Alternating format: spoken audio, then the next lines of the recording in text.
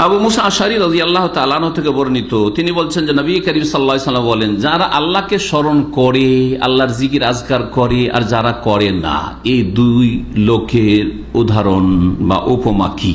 বলছেন মাসালুল্লাযী ইয়াযকুরু রাব্বাহু ওয়াল্লাযী লা ইয়াযকুরু রাব্বাহ, ওই ব্যক্তির দৃষ্টান্ত যেই ব্যক্তি তার রবকে স্মরণ করে, আল্লাহর জিকির আজকার করে সুন্নতি তরিকায়, আর আরেকজন যে লা ইয়াযকুরু রাব্বাহু, আল্লাহকে স্মরণ করে না, আল্লাহ থেকে গাফিল, আল্লাহর জিকির আজকার করে না, সুন্নতি জিকির আজকার গুলি করে না। এই দুইজনের উদাহরণ বা দৃষ্টান্ত কেমন? মাসালিল বা মাসালুল হাইয়্যি ওয়াল মাইয়্যিত, জীবিত এবং মৃতের মতো। যেই ব্যক্তি জিকির আজকার করে সে হচ্ছে জীবিত ব্যক্তির মতো, আমাদের মতো, আর যেই ব্যক্তি জিকির আজকার করে না সে হচ্ছে মৃত, মুর্দার মতো।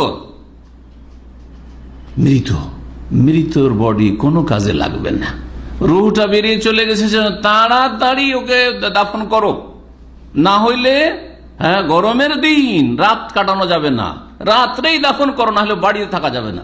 আর যদি বাড়িতে রাখাও যায় তারপরে একা মৃতর কাছে থাকতে পারছেন না, অথচ হোটেলে আপনার সাথে পরিচয় থাকার না থাক, উমরায় যাচ্ছেন আর ব্যাচেলার যারা যাচ্ছেন এক রুমে 4 জন 5 জন দিচ্ছে, রাত কাটিয়ে চলে আসছেন, অসুবিধা লাগছে নাকি?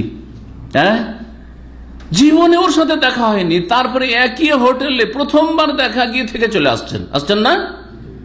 আপনার স্ত্রী মৃত, থাকেন তো রুমে একা, এক রাত কাটান শুধু, যে আজকের রাত আমার স্ত্রীর সাথে এই মৃতদেহ নিয়ে থাকবো, একাই থাকবো, কাউকে এখানে রাখবো না।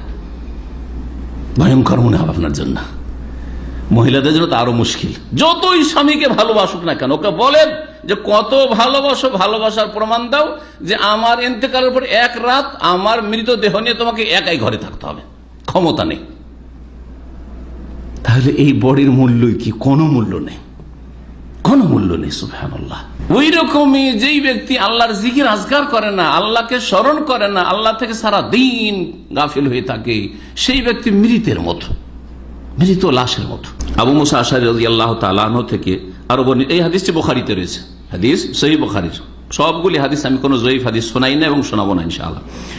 সহিহ মুসলিমে রয়েছে মাসালুল বাইত, এটা ছিল ব্যক্তির ক্ষেত্রে। সহিহ মুসলিমে কি আছে?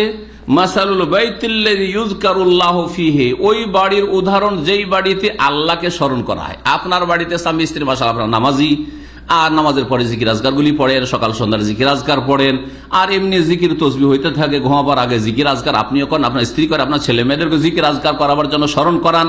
এইরকম বাড়ি আপনার। আর একজনের বাড়িতে না স্বামী জিকির আজকার করে, না স্ত্রী করে, না ছেলে মেয়েরা করে, না তাদেরকে শিখায়, কোন জিকির আজকার নেই। বাড়িতে ঢুকে গেল, সোজা ঢুকে গেল, কিরে কি খবর, বিসমিল্লাহ বললো না, আসসালামু আলাইকুম বললো না, যখন বাড়ি থেকে বেরোলো যে সেই দোয়া আছে সে জিকির আজকার করলো না, ঘুমালো সেখানেও গরু ছাগল যেমন ঘুমিয়ে যায় ওই রকমই ঘুমিয়ে গেল, একটাও জিকির আজকার নেই। বাথরুমে গেল, কোনো কথা নেই, বাথরুম থেকে বেরোলো কোনো জিকির নেই। ওই বাড়ির উদাহরণ আর যেই বাড়িতে জিকির আজকার হয়, দুই বাড়ির উদাহরণ হচ্ছে মাসালুল হাইয়্যি ওয়াল মাইয়্যিত, জীবিত এবং মৃতের মতো। সহিহ মুসলিম আছে।